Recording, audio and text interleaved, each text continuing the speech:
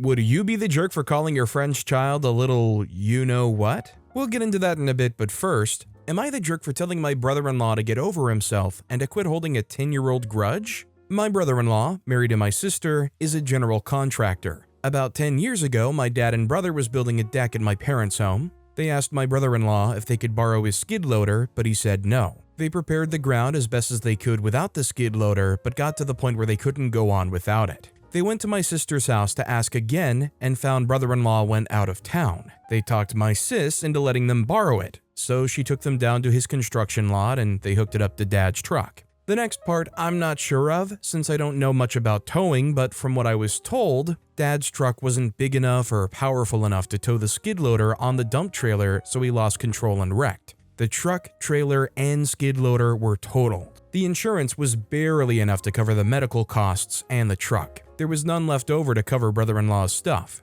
When he got back to town, he exploded. He threatened to sue and things just went downhill from there. My parents aren't rich and he wouldn't have gotten anything, so in the end, sister talked him into letting it go. However, from that day on, he wouldn't have anything to do with our family. He doesn't come for birthdays, holidays, nothing at all. Next month is our parents' 50th anniversary and we're planning a big family gathering to celebrate. We're also chipping in to send our parents on a cruise to Mexico because they've never been out of the country. I spoke to sis about it the other day and she said she's coming with the kids, but brother-in-law is not coming. I was fine with that, but when we were discussing their portion of the cruise money, I heard him yelling in the background to deduct their portion from the cost of the skid loader and dump trailer. That ticked me. So after my call with sis, I called brother-in-law and told him to get over himself. I told him dad and bro made a mistake, but that was 10 years ago and he needs to let it go. He said he'll let it go when they give him the money he lost. I told him he's a butt for holding on to a grudge and putting money in the way of a family relationship. Sis called me a few minutes ago and said they're not coming and that I was out of line. We argued for a bit and that's where it stands. I don't think I'm wrong for telling him to let go of the past, but they're not coming to the anniversary party, so now I'm not sure. Answers to your questions, let's get something straight. My dad and brother are not bad people. They're good people who made a mistake. They couldn't pay back brother-in-law because he wanted almost $70,000 and again, we're not rich. Dad had to buy another truck because he needed it to go to work. On the other hand, brother-in-law had 3 other sets of skid loaders and dump trailers on his lot that day, so he could take the financial hit while my parents would be homeless. Brother-in-law and sis are way better off than the rest of us, so while I understand your reasoning of paying brother-in-law back, he doesn't need it. The cruise to Mexico isn't some millionaire trip. The total cost is about $3,000 and it'll take over 20 people to pay for that. Again, we're not rich. We can barely cover $3,000 spread out over 20 people, so there's no way that we can pay $70,000. Surely I'm not the only person here that is actually taken aback by the way that OP says, oh, he needs to just get over the $70,000 mistake. I know that he said no, that he couldn't borrow it and that he went down there and took it anyways and immediately ruined the whole thing. But like, he can afford it. It's been 10 years. Like, considering how well brother-in-law is off, let's take something proportional to OP away from them. Say, oops, it was a mistake, but we're family, right? And see if they're not upset about it. Like, maybe it would be one thing if the brother-in-law did allow them to take that skid loader and dump truck and then they made that mistake. But even then, I would err on the side of it being justifiable to hold a grudge if there's no amends to be made from them. But they went and utterly broke their trust, went right behind their back, essentially stole their stuff, and then immediately went and totaled it with no compensation whatsoever. Like, they should just be grateful that the brother-in-law didn't take them to court even if they couldn't afford it. I mean, from the sounds of it, the brother-in-law could certainly afford the court costs, huh? Sad Researcher 781 commented, "You're the jerk. Your family stole $50,000+ in work equipment from your brother-in-law. They didn't pay him back, by the sounds of it, showed zero remorse, and he should just get over it? You and your family sound massively entitled. Your brother-in-law is smart to cut the lot of you clean off." Nix T-Rix commented, "Not just that, I'm actually surprised insurance paid out anything. In the UK, this would be an at-fault claim, and more likely than not, outside the scope of insurance because they were towing beyond their vehicle limit. Parents should be grateful all he's done is ignore them. I would have sued." Courts, again in the UK, set up payment plans, so their relative lack of wealth wouldn't be a major issue. Beyond that, I would have also reported it stolen. To be fair about this though, the sister shouldn't have let him have it against his wishes. It wasn't her stuff to share. He should be ticked off at her as well. Can't have a successful relationship if you're not on the same page. Also, hi, I'm Steven, and if you guys enjoy getting to decide whether or not all of these people are jerks or in the wrong or in the right, why not hit those like and subscribe buttons down below? Our next story is, my 36-year-old male, wife, 34-year-old female, isn't allowing me to see our son, but we're still legally married. My wife and I have been living apart for the past month after I had an affair. I won't make excuses, I made a huge mistake and I regret it deeply. I attend couples therapy with her, but it's virtual and I've been trying to make amends and show up for our son who's 3, but my wife is making it impossible. We haven't filed for divorce yet, and there's no formal custody arrangement in place, but every time I try to visit, she's conveniently not home. If I try to plan ahead and ask when I can come by, she's always vague or tells me it's not a good time. I've even driven over unannounced a couple of times, only to find the house dark, or be told through the Ring camera that they're out. When I confronted her about it, she told me she needs time to emotionally work through things and that she's not ready to see me yet. I understand that she's hurt in processing everything, but I don't see why that means I can't see my son. I've offered to take him out for the day, suggested meeting in a neutral place. Heck, I even asked if I could FaceTime with him regularly, but she keeps dodging me. I'm starting to feel like she's trying to push me out completely, and I don't know what to do. I don't want to escalate things legally if I don't have to, but I also don't want to just accept being cut off from my son. How can I allow her to let me see him? So, to be fair to OP, it kind of sounds like things are already kind of escalating anyways. I mean, their partner already seems to be doing this habit of trying to avoid OP and cut them off from their kid. I feel like if OP, who wants to see their kid, which I feel like they're still justified to do that, especially legally they should have every right to do so, OP needs to put their foot down now, and honestly, they might even have a better shake of things if they can prove that they've been avoiding even letting OP see their kid. AmITheDevil commented, "So you were moving due to your job, so ended your affair so you and your wife could move. You let your wife know you betrayed her and your son, and she decides not to move and now you're hundreds of miles away and you think you can fix this? Interesting. Good luck." Attain Angel commented, "I'm actually surprised he told her before moving. That seems counterintuitive if he expected her to still go. Wanna bet the side piece was ticked at being broken up with and he had to break the news before she did?" Our next story is, am I the jerk for wanting my fiance to not talk with other women unless necessary? Hey guys, 25-year-old female here. I'm sorry in advance, this will be a long one. Am I the jerk for not wanting my fiance to not talk with other women unless necessary? My fiance, 30-year-old male, Dan, and I keep having the same argument but in different situations. When we met, he let me know that he had some friends that are girls. At the time, I didn't care because he rarely talked to them and wasn't very close to any. I ended up meeting the group and liked everyone, so occasionally we would all go out together to bars, dinners, and such. I started to notice one particular girl in the group flirting with him. We will call her Bethany. Bethany would openly flirt with Dan, pulling him away from the group and even calling him randomly to talk about her boy problems.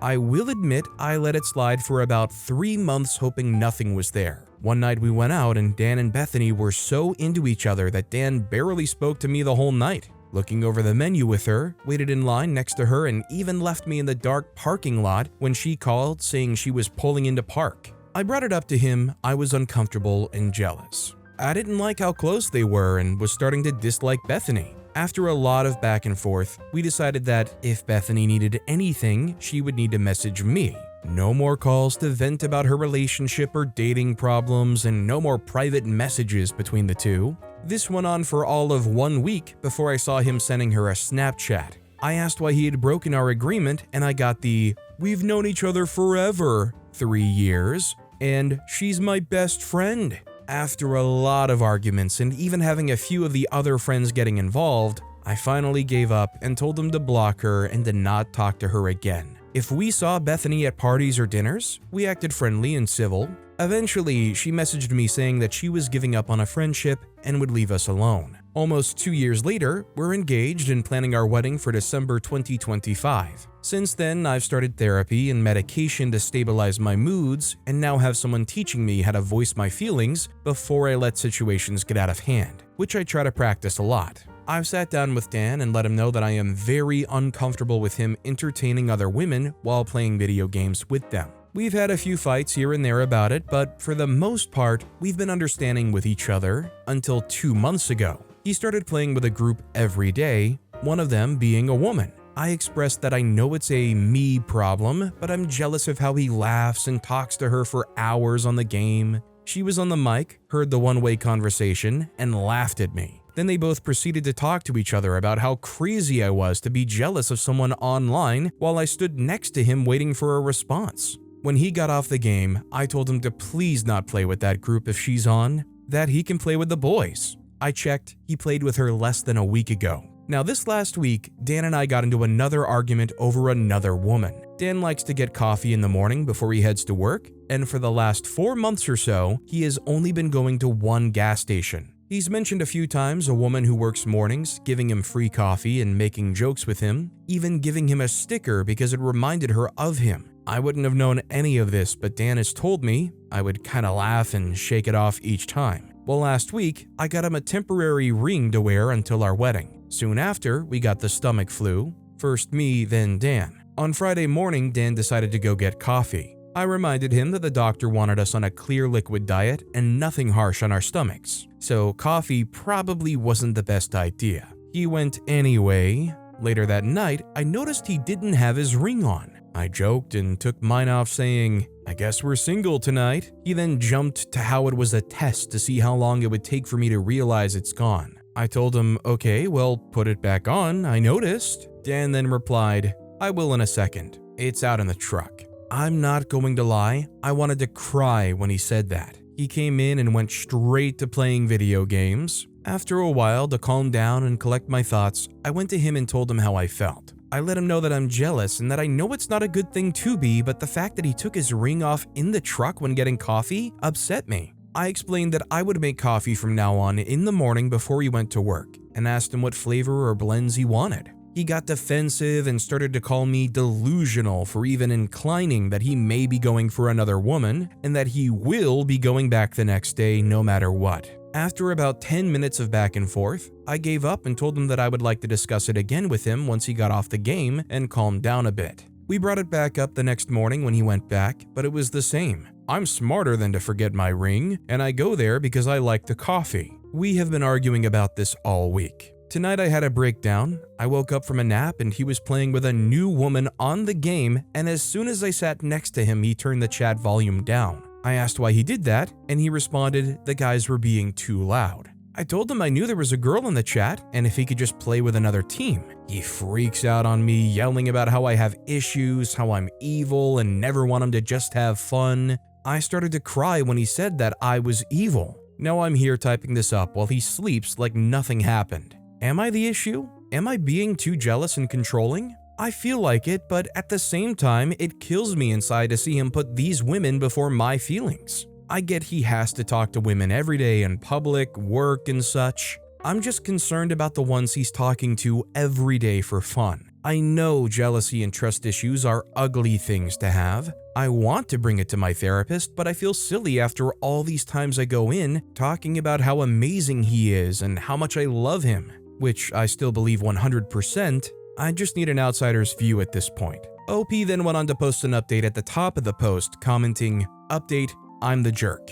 After reading all the comments, I get it. I'm the jerk. I will be trying to open up more in therapy and bring this subject in my next session. I understand why I shouldn't make it his problem when I feel jealous. I will be working hard on that. This is why I posted here for an outsider's view. I was too much in my own head. I will be apologizing to Dan as soon as he gets home. Thank you guys, this is what I needed. Look, I really wouldn't want to make OP feel bad or make them upset or cry or anything like that, but I feel like being in a relationship with that kind of behavior, it would be kind of unbearable after a while. Don't get me wrong, I've seen plenty of people out there who have very firm opinions that guys can't be friends with girls, that it never works, or that at the drop of a hat they would sleep with them if the mere offer was floated out there. I don't necessarily buy that. I think you can be friends with the opposite gender, and especially like online gaming friends. I think that's a pretty normal thing to have like mixed gender participation. Like, I hate to say it because obviously it matters so much to OP,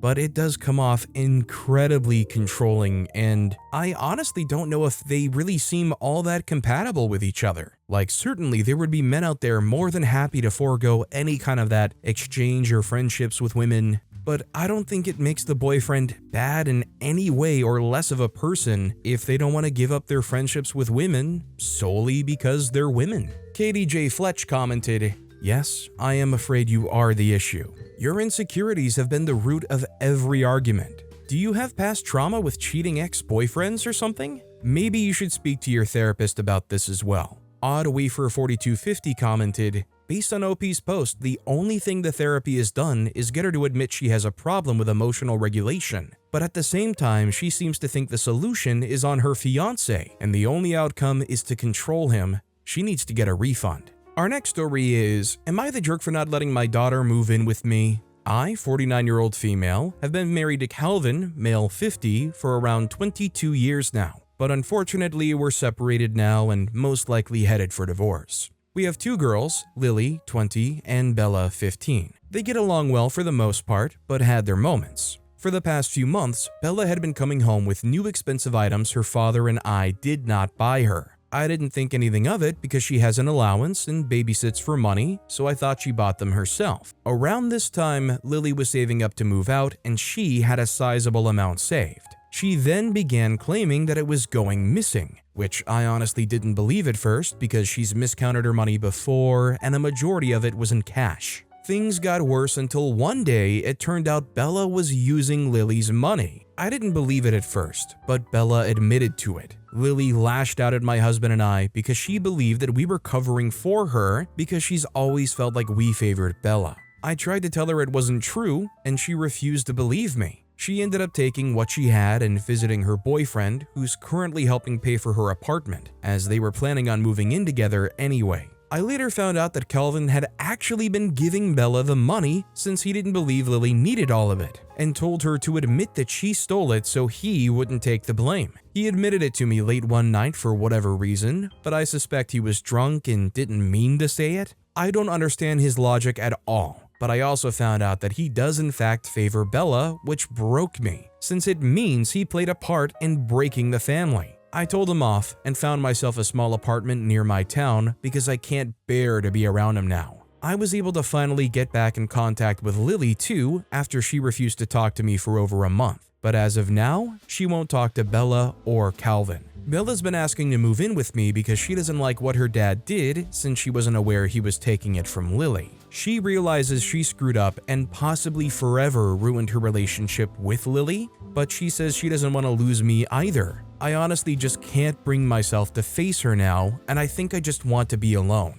I told her that I can't let her move in with me and that she has to deal with what she's done, since not knowing doesn't mean she isn't at fault. She's been calling and texting me daily, crying, and I had to block her because I can't stand the constant bombardment. Currently, I'm not talking to Calvin unless it involves Bella, and apparently he had to take Bella to therapy because she's been saying concerning things, and he found a journal where she's been writing stuff that's worrying. I feel like this is all for attention to get me to give in and let her move in with me. Whether she's doing it or Calvin is because he suddenly wants to give up on her, I'm not sure. Either way, I feel terrible, but at the same time, I still can't bring myself to let her move in. I don't want to endorse what she's done, and I've come to love living alone since I didn't really get to experience it much when I was younger. It's been beneficial to me in so many ways, and I also fear losing Lily if I choose to let Bella in. Am I the jerk for not letting her move in? I'm at a loss, and I need advice. So I think where I'm having a hang up here is whether or not Bella is telling the truth on whether they truly knew what they were doing or not. They're 15 years old and they're OP's kid, and it kind of feels like OP's pushing them away and saying, I want nothing to do with you. Like, I get it, in some way Bella has hurt OP, but they're 15 years old. I feel like I kind of understand not letting them move in, they're living with their dad, but does anybody else kind of get this sense, especially when OP says, I love living alone, I've just discovered this, that it kind of feels like they're abandoning their 15-year-old daughter? Sourdough303 commented, "So are we to believe a 20-year-old who seems to have her head screwed on right would have kept all this cash in the house rather than at the bank? And after the first time someone went missing, she still didn't move it somewhere safer?" The rest of this post doesn't make sense either, but this part is why I'm calling bull. Leah is awake commented, "Honestly, when I was that age, I was just cashing my paychecks and keeping them in cash as well. And my friend, who is in her 40s, keeps some of her savings in cash. And she's amazing with money and has actually taught financial seminars before. It's better to keep that money in the bank." See this scenario. And also when I was keeping my paychecks in cash, my sister was rating them as well. But some people want the cash on hand, and some people just don't trust banks. The rest is a little insane, but that part is perfectly plausible to me. Our next story is, would I be the jerk if I transfer all my money out of my savings accounts back into my checking account and maybe even dissolve the savings account altogether? I, 23-year-old male, currently live at home with my parents. I work full-time as a veterinarian assistant and have actually acquired quite a bit of money from a combination of walking to my job, smart spending on my part, and having only a few monthly expenses. Ever since last year, my parents have been trying to convince me to open a savings account and put most of my money in the account, something which I've been quite reluctant to do. For reference, when I was a teenager, I spent all the money in my account without knowing it, and that kinda had a bad effect on me. So I've tried to be more financially responsible. I used to have over $30,000 in my checking account before yesterday. Last week, my mom made an appointment with a financial advisor that me and her would attend together, which we attended today. I wanted to put no more than $1,000 in my savings account, but both my mom and the financial advisor advised against that, saying that it wouldn't be a whole lot, that I wouldn't get much interest from that, and that having so much money in my checking account made me at risk for fraud. I held firm for most of the meeting and even briefly lost my temper on my mom. Don't worry, I didn't hurt her, but eventually I caved and allowed them to make a savings account and put $20,000 into the savings account, meaning that I now have $10,000 in my checking account, though I can transfer funds back to the checking account. I'm ashamed of myself for not standing my ground. I could have ended the meeting at any time, and yet I stayed and allowed my mom and the financial advisor to gang up on me. Mom seems to think that I've gotten over it, but I haven't. Now I have less money in my checking account, despite the fact that I'm about to have a filling and a crown, which is going to cost around $600 with insurance. I'm royally ticked at my mom, and I'm seriously questioning if $40 in interest every month is seriously worth having less money in my checking account. I'm seriously thinking about transferring all my funds back into my checking account without telling my parents, and maybe even dissolving the account altogether. I'm also considering making a complaint against the financial advisor. Would I be the jerk if I do this? So I think the first part, transferring all the money to whatever account they want, OP is completely not the jerk for doing whatever they want to do with their money. That said, the second part, making a complaint against the financial advisor, I don't get it. For what? For trying to, financially advise you? I mean, that's kind of what they're there for. I'm not gonna lie, I was actually in a very similar situation to OP at one point in my life. I had a small bit of inheritance, and I had the opportunity from a financial advisor to put most of that money in a relatively higher interest account that obviously I wouldn't be able to draw from, and I chose just a regular savings account that I could withdraw from. Well, all these years later, I had this mentality of not touching that money anyways. So even if I was costing myself, an extra $100 of interest a year, that's still $100 a year. I mean, ultimately, that would have been good financial advice. I didn't touch the money. Tangerine Bouquet commented, "What would your complaint be about the financial advisor? That the person gave you good financial advice? You need a psychologist though, and maybe a math teacher. This fear of yours is overtaking reasonable approaches to saving money and earning interest. You're concerned that a $600 expense will drain a $10,000 balance, but not worried either about losing interest income or about potential for fraud? This isn't a jerk situation, as it's your money and you can do what you want with it, but it will affect you in the future if you can't create a retirement account, put your emergency fund in an interest-bearing savings account, and otherwise deal with financial decisions. Not the jerk, but seriously consider mental health help for your irrational response." Yikes. Our next story is, I envy how my parents did parenting. I feel that helicopter parenting is out of control in my relationship. My partner buys into the whole, we need to spend every waking moment with our kid, fill the whole day with activities and learning while we're burnt out. I had an amazing childhood with loving parents that let me play, gave me a lot of freedom, were super chill and didn't need to hover over me 24/7. They were very happy, and I was happy as a result. It feels like my partner's parenting style is just way too difficult and stressful. It feels like the kid won't grow up to be independent. I wish we were more like my parents. It makes me really sad, and if I bring this up, my partner would say I'm lazy and don't care about our kid, when the truth is the opposite. I love her deeply. Anyone else here feel that American helicopter parenting is out of control? My partner and I would have had at least a 3 times easier life if they were more chill and didn't need to spend every waking second with the kid. I'm definitely more in line on OP side of things. I don't think you have to spend every waking moment with your kid, hovering over them, making sure every little thing that they do is good. That said, I do think there is responsible watching over your kid, whatever it is that they are doing.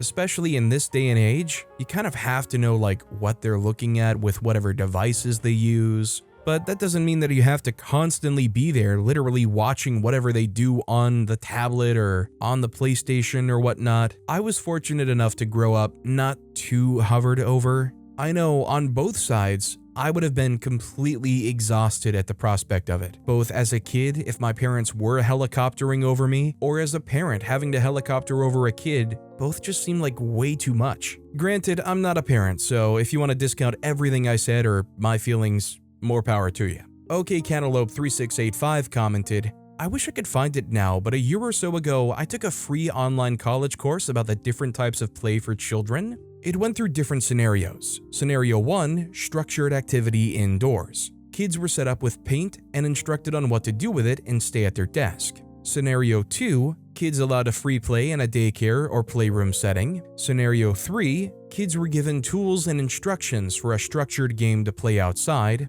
Scenario 4, kids were given minimal tools and no instruction outside. Each scenario had a benefit of there was no wrong scenario. Each had their purpose and taught the children something different and had a different outcome. In my opinion, the most well-rounded child is full of balance. A young child shouldn't be left to figure out play all day, but a child shouldn't constantly be entertained and spoon-fed play either. Books like Hunt, Gather, Parent, and Bringing Up Baby have some great info. I don't necessarily align with 100% of the information in both books. It might be helpful to read these and share with your partner. Also, do online or science-backed research and share with your partner. This way you aren't coming off as lazy. You're putting in the work to being a better parent, even if that means stepping back in the physical world. Juki Rose commented, jumping in on book recs, raising a secure child has helped my husband and I have a name for our style. It's based on the circle of security, where your child is given space to grow confident, but is always welcome to come back to their parents for reassurance.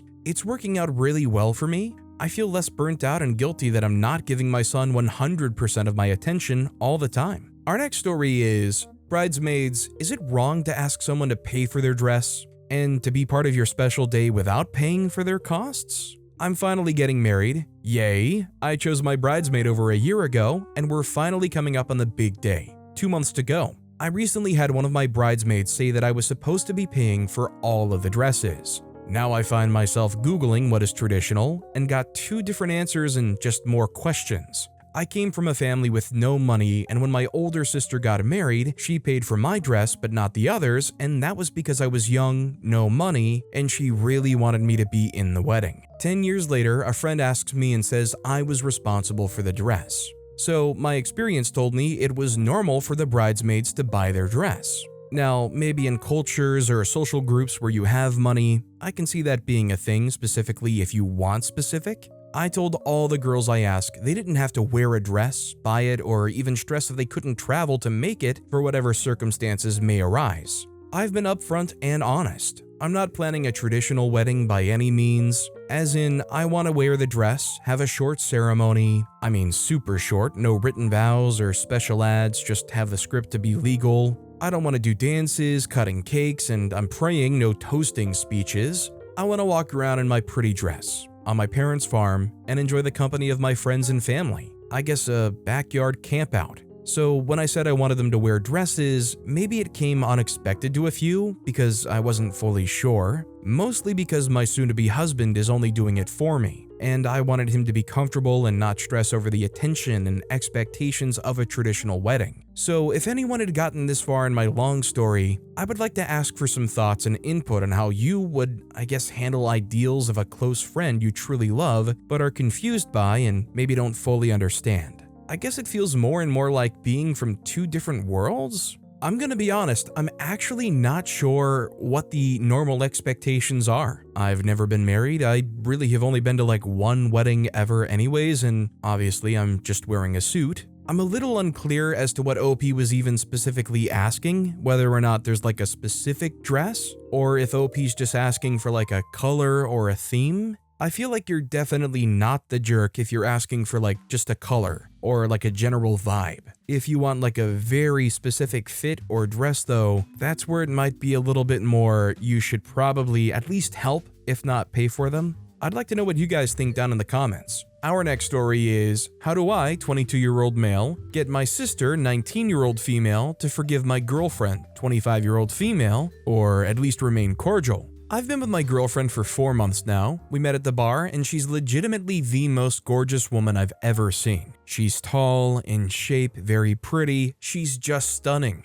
Everything about our relationship is great. The hooking up, our friendship, our sense of humor aligns. We had differences in our relationship. I'm very progressive and she's very conservative, which normally I have a hard time getting along with conservatives, but she's taught me to be more open-minded. Now, the conflict with my sister arose when my girlfriend was looking at something on Twitter and rolled her eyes. My sister said, "What are you looking at?" And my girlfriend brought up some pro-abortion post. My sister softly defended the idea, and my girlfriend is staunchly against it. This is where things get out of hand. My sister opens up about her abortion, saying that it was the hardest decision of her life, and told my girlfriend not to be judgmental. My girlfriend basically tells my sister that she's a selfish person and is irresponsible for getting one. My sister actually cried and asked me to take her home. I drove my sister home and she said that my girlfriend is a terrible person, and I let her know I don't agree with what my girlfriend said, but she's not a terrible person. She's a great person who made a mistake. My sister got angry and just stopped talking to me. She'll occasionally send me TikToks or videos she finds funny, but declines anytime I ask to hang out or phone calls.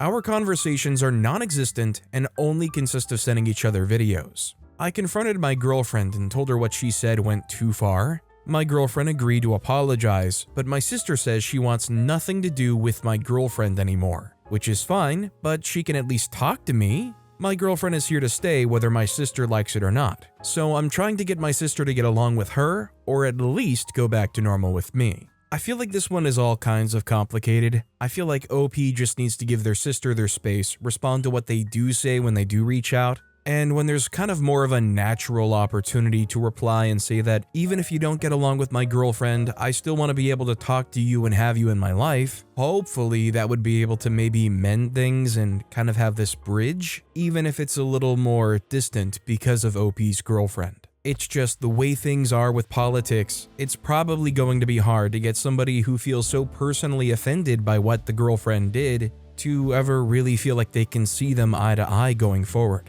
Keyad5068 commented, "My conservative, horrible, hate-filled girlfriend sexes me great and I want everyone in my life not to remind me I'm banging such person. Please help me trick my sister into lying about her beliefs so I can continue to get my Richard wet. Your original posy was unclear, so I fixed it for you." Our next story is, "My wife and sister don't get along and it's ruining my marriage." I guess I'm posting because sometimes it's hard when you're stuck in the middle of two people you love, and outside opinions can help see things more clearly. Thanks in advance. This morning, my wife and I got in a fight about the same old topic. It started with my sister inviting me to vacation with her family in Jamaica in the spring, and my wife was not okay with that, saying that it makes her sad or angry if I would go on a beach vacation, leaving her 5 months pregnant and our son behind. I told her I probably wouldn't go, but didn't see the big deal, as I think there's nothing bad about going on vacation with your sister without your wife, but she sees it differently. On the other hand, she goes to Germany twice a year even when I have to work to see her mother.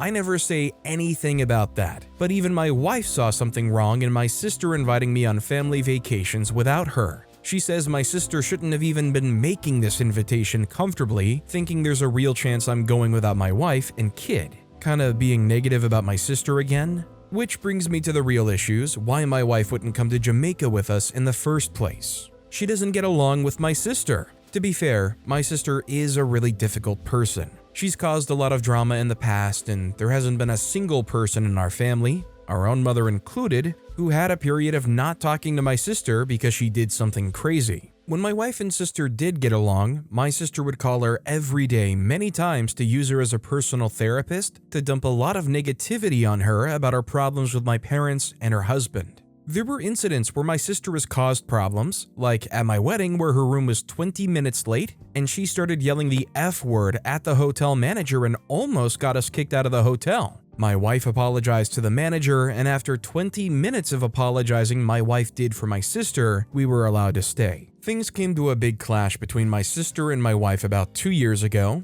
My wife and I had an argument and my sister tried to get involved to help me. My wife asked her kindly to give us some privacy to work things out between the two of us, but my sister went off on her for that, started yelling. My wife tried to get away from the situation, but my sister followed her into the bedroom to yell at her. My wife lost it at that point, and they went back and forth saying bad things to one another. Ever since they have not talked, and I'm honestly holding this against my wife. My mother's now tried to help things after my sister called her, but this has just opened old wounds. Despite my whole family wishing the two to get along, my wife says she wants no relationship with my sister. I'm of course free to visit her and talk to her, but my wife says she will be civil at family holidays, and my sister can come visit anytime to meet our son, but doesn't want to have a relationship with her any longer. She says she's scared of my sister causing more drama and how that'll affect our marriage. Now, I told my wife this morning that I don't think this marriage can survive if she doesn't reach out to my sister to be the bigger person.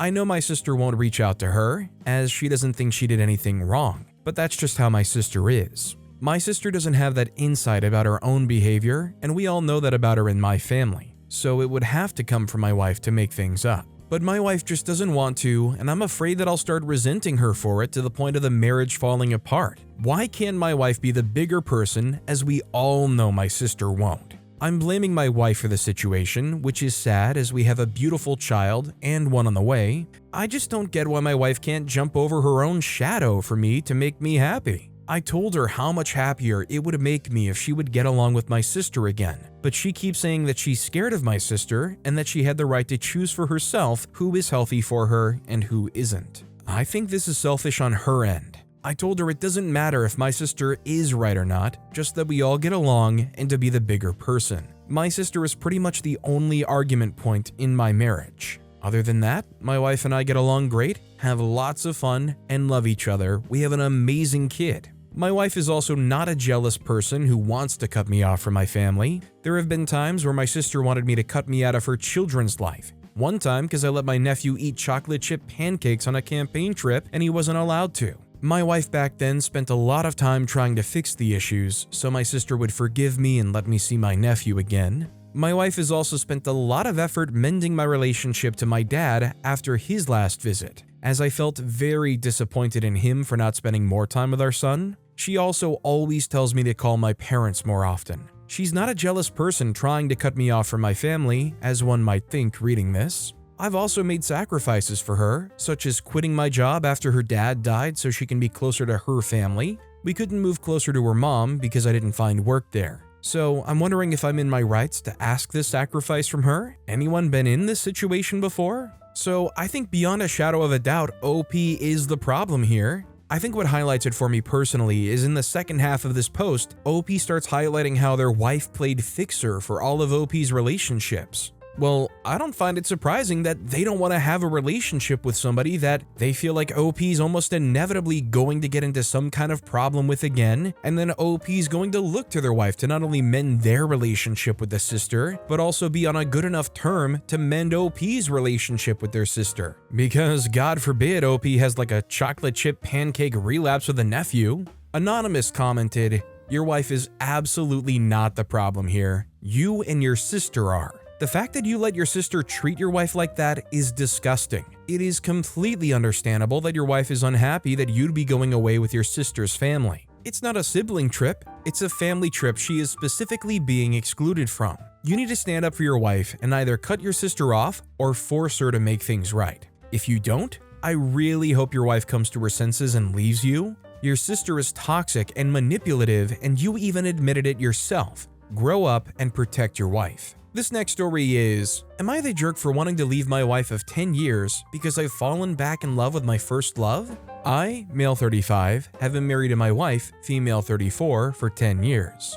We have a good life together, nothing dramatic, no major fights, just the normal ups and downs of marriage. I've always considered myself happy, or at least content. A few months ago, I attended my high school reunion, and that's where everything changed. I reconnected with my first love, female 35, the woman I thought I had long forgotten. But the moment I saw her, it was like no time had passed. My heart raced in a way it hasn't in years. We talked for hours, reminiscing and catching up, and by the end of the night, I couldn't ignore what I was feeling. Since then, we stayed in touch, and the more we talk, the more I realized that I never truly moved on from her. Now I feel trapped between two lives. My wife is a wonderful person. She doesn't deserve to be hurt, but I can't shake the feeling that I've been living a life that wasn't fully mine. I don't want to betray her, but staying feels like a lie. Would I be the jerk for leaving my marriage to follow what my heart is telling me? Or is this just a selfish fantasy clouding my judgment?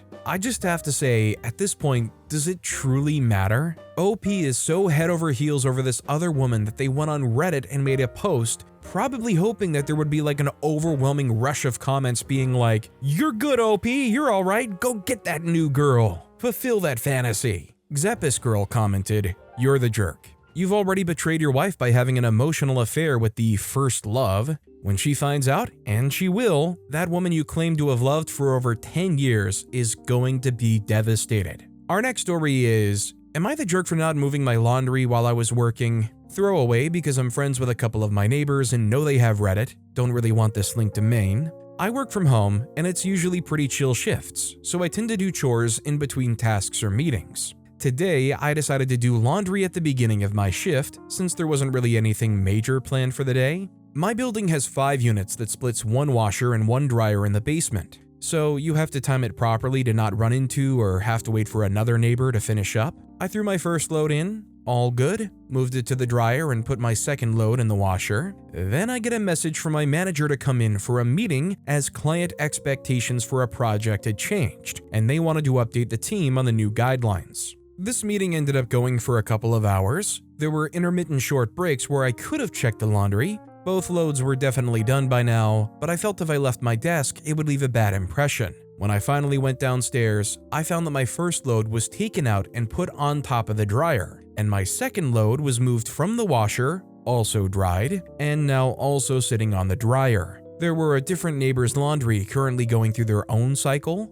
There was also a sticky note about being sure to be on time with my laundry so others can use the machines. First off, it was only a couple hours. Can other people just touch and move your laundry like that? What if some of the things I was washing were delicate and couldn't be run through the dryer? Now their impatience has ruined them. Luckily, I didn't have anything delicate. I figure it's rude to touch others' things when they could have come back to check when I was done and then put their things in. Plus, I was working, so it's not like I could be a perfect person with perfect timing. I had other obligations. Am I the jerk for not immediately moving my laundry, or is my neighbor for touching and moving things that aren't theirs? I feel like some basic understanding could have been extended. So, I'm sorry OP.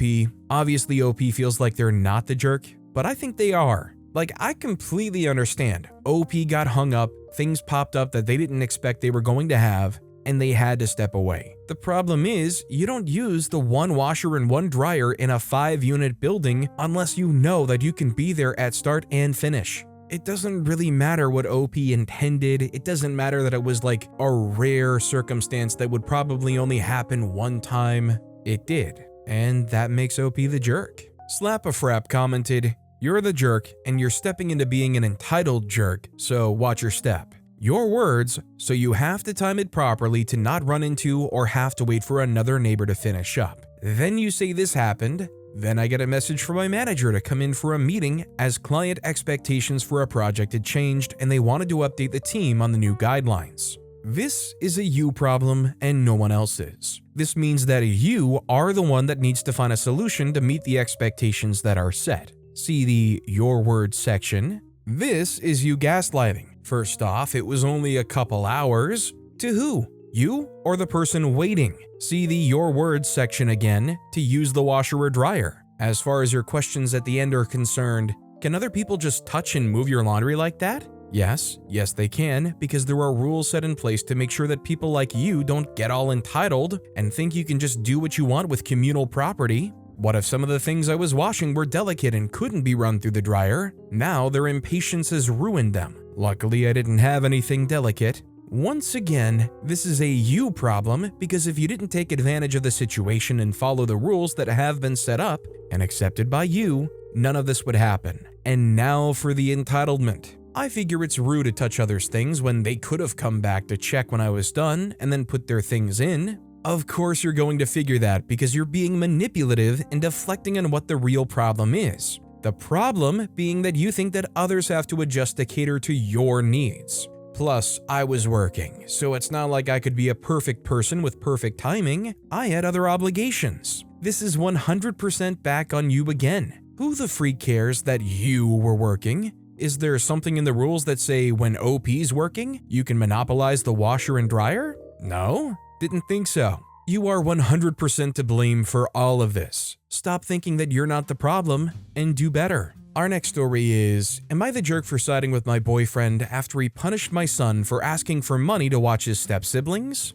I, female 36, have been with my boyfriend, male 41, for 2 years. He has 3 kids, 6, 12, and 4, while I have a 16-year-old son. The other day, my 12-year-old stepson fell off the stairs and injured his ankle. His dad and I had to get him to the hospital and needed someone to stay with the kids while we were there. My boyfriend told my son to skip workday and stay with and watch his stepbrothers. When we returned, my son asked my boyfriend to pay him for babysitting his kids. I admit my son doesn't have the best relationship with his stepdad or step-siblings, but my boyfriend and I were shocked by this. My son explained that he had to skip a workday which cost him to lose money and asked my boyfriend to pay him for his time. My boyfriend scolded him harshly and told him that staying home with his stepbrothers isn't babysitting and he deserves no money for it. Plus, that skipping one day of work won't do much harm. But my son disagreed and kept arguing with my boyfriend, saying his stepbrothers aren't his responsibility. My boyfriend ended up punishing him and taking away all his electronics, as well as canceling his birthday months away.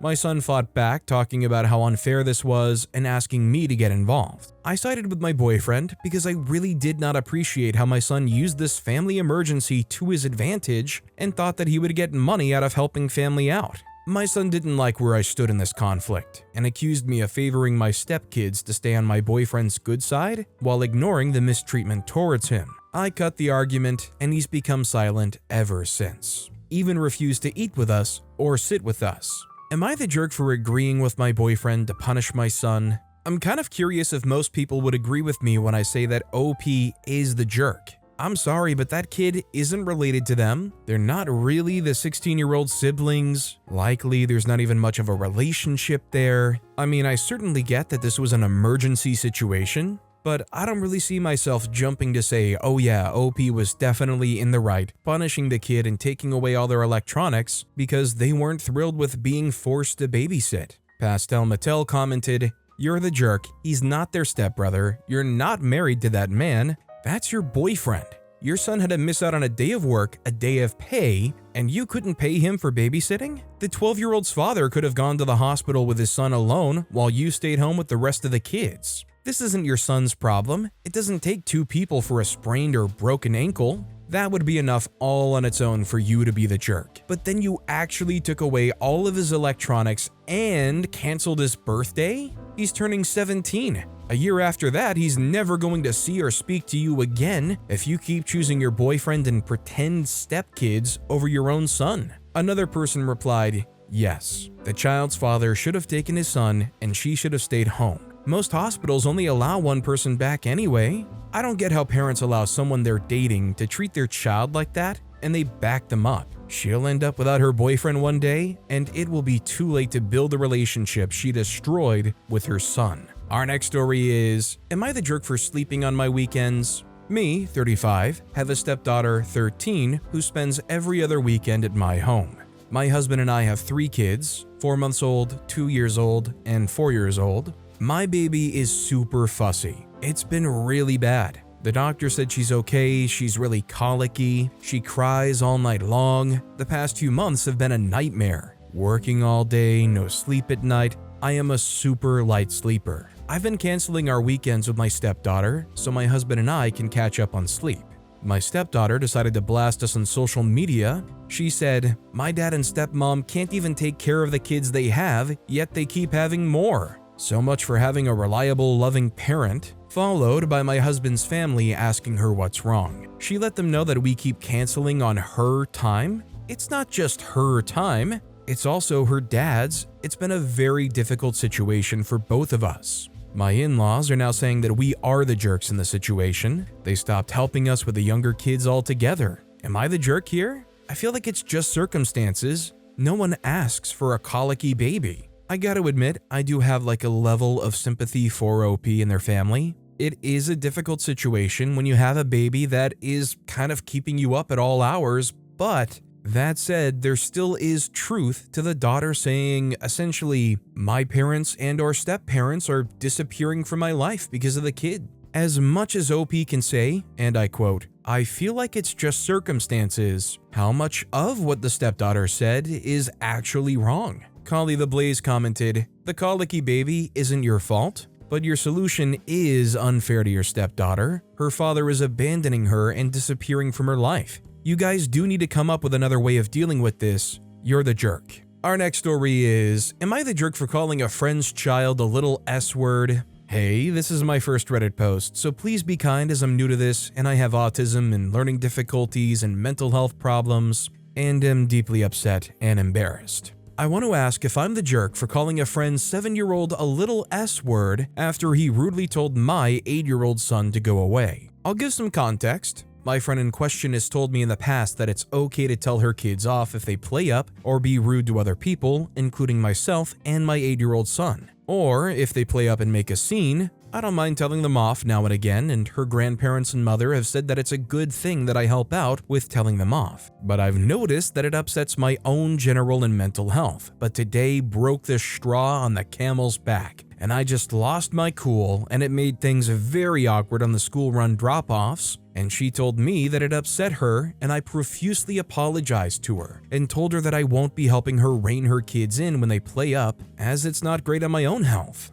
I feel absolutely awful for what I've said, but I don't think I can be her friend anymore, as I feel the friendship has frayed because of this. So, am I the jerk? I don't think it's necessarily a bad thing to be a figure that points out and tells kids when they're doing wrong, and in kind of a way sternly tell them off. But what OP did here, I don't really think meets the level of telling a kid off. I do feel like it probably is for the best if OP doesn't have this kind of tell the kid off mentality in the future going forward, if that's how it kind of is. If OP cherishes their friend, I hope that the relationship can mend, but I feel like OP's version of telling the kid off does make them the jerk. LuluBell007 commented, "You're the jerk, you didn't tell him off, you insulted him and cursed. You lost control and lost your crap.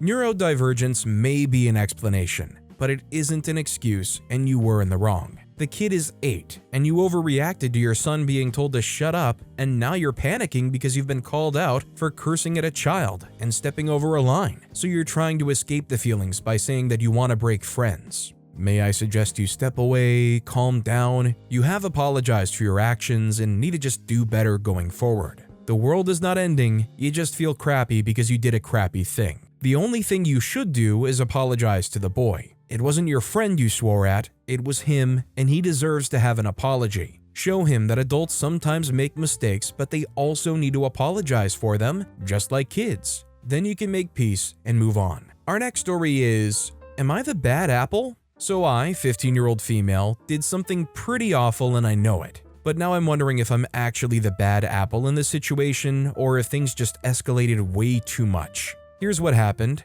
At my school, there's this guy, let's call him A, 15-year-old male. A is a pretty nice guy, keeps to himself, and doesn't really get involved in much drama. But a few weeks ago, I got into a stupid argument with my friends, and for some reason, I thought it would be funny to say something about A to stir the pot. I didn't think it was going to get as bad as it did, but I spread a rumor about him. The rumor wasn't true at all. It was honestly cruel, and I should have known better. Basically, I told a few people that A had been expelled from his last school for doing something really bad. I'm not going to get into specifics because it's embarrassing and totally false. Anyway, it didn't take long for that rumor to spread like wildfire. By the end of the day, nearly everyone in our grade was talking about it, and A looked completely devastated. Of course, I never thought it would actually stick. I figured people would brush it off or laugh it off like it was nothing, but that's not what happened. The rumor spiraled out of control, and by the end of the week, A's reputation was completely trashed. People started avoiding him, and some even made snide remarks to his face. It got so bad that even teachers were noticing something was up, but they didn't know the source. That's when things got real. One of A's friends went to a teacher and told them that I had started the rumor. The teacher called me in, and when they asked if I had anything to do with it, I lied. Straight up. I denied everything. I didn't want to get in trouble, and I honestly thought if I just kept my mouth shut, it would all blow over. I was wrong. They started questioning people I had talked to, and soon enough, the truth came out. I was called into the principal's office and confronted again, and this time they had proof. They had spoken to every person I had talked to about the rumor, and they all confirmed that I was the one who spread it. At that point, I was pretty much caught, so I had no choice but to admit it. But even then, I still tried to downplay it like it wasn't that big of a deal. But here's where things got even worse. Instead of just giving me detention or something, the school decided I needed to make a public apology. They told me that I had to confess to the entire 9th grade class and set the record straight. I was mortified, but I didn't have a choice. They gave me until Friday, September 20th, 2024 to think about what I was going to say. I dreaded it for days, knowing that I would have to stand up in front of everyone and admit I'd been lying. On the day of the apology, I went up there and yeah, I apologized. I told everyone the truth, that the rumor was completely false, that I had made it up, and that I was sorry for ruining A's reputation. But honestly, I didn't really feel sorry. I was just doing it because I had to, and I was angry that I was being forced to humiliate myself in front of everyone. It felt like the school was overreacting and that the punishment didn't fit the crime. After my apology, a few people came up to me and said that they were proud of me for owning up to it. Even the principal said that I did a good job, and A's reputation seemed to recover. But inside, I was still bitter. A part of me felt like it wasn't all my fault. I mean, rumors happen all the time, right? And people should have known better than to believe something so ridiculous. After that, though, things got awkward at school. People started whispering behind my back, and I felt like I'd become the next target of gossip. It was like I was being punished twice, once for the rumor, and again for owning up to it. I lost a few friends who said they didn't trust me anymore, and even some teachers started treating me differently. It sucked. But here's the thing. A ended up being fine. People eventually moved on from the rumor, and he seemed to bounce back like nothing happened. Meanwhile, I'm the one who had to go through the public apology, the gossip, and the loss of friends. And now I'm left wondering, am I the jerk for spreading the rumor in the first place, or was the school's reaction too extreme? Like, did I really deserve all of this? Part of me thinks I did, but another part of me feels like the whole situation got blown way out of proportion. I get that what I did was wrong, but did I really deserve to be publicly shamed in front of my entire class? Shouldn't people be held responsible for believing and spreading the rumor too? It wasn't like I forced them to keep talking about it. They chose to spread it on their own. So Reddit, am I the jerk for spreading the rumor, lying about it, and then being upset with how everything played out? Or was the school right to make me go through that whole public apology ordeal?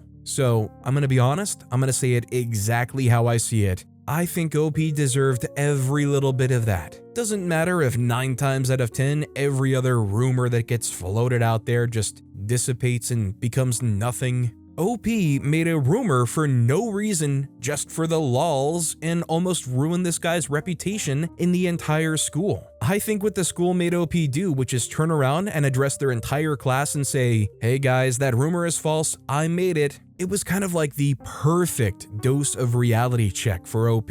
OP experienced in like 5 minutes basically what A experienced that entire day. I'm sorry OP lost friends. In a few years, you probably were going to lose those friends anyways. That's kind of just how high school goes anyways. At least you can say it's probably a pretty safe bet that going forward, OP's not going to invent any kind of crazy dumb rumor for no reason other than, I don't know, it seems kind of funny. Character Goat6147 commented, "You're amazingly self-centered, but hopefully that's just your age. If you can, put yourself in A's place. If you were A, would you feel that the punishment was appropriate? Essentially, all that happened to you was what you tried to do and did do to A until the tables were turned. Half your argument is that what you did was no big deal and it'll die down eventually. Same goes for you then. What happened was no big deal and will die down eventually. Or, of course, you could stop being a whiny self-centered jerk and admit that you did something rotten and got it right back in your own face." But with that being said, that's all the time we have for today. Now, if you want to hear another absolutely crazy Am I the Jerk Here story, check out that video on the left. Or if you missed my latest video, check out that video on the right. That said, I'll see you all next time with some more stories.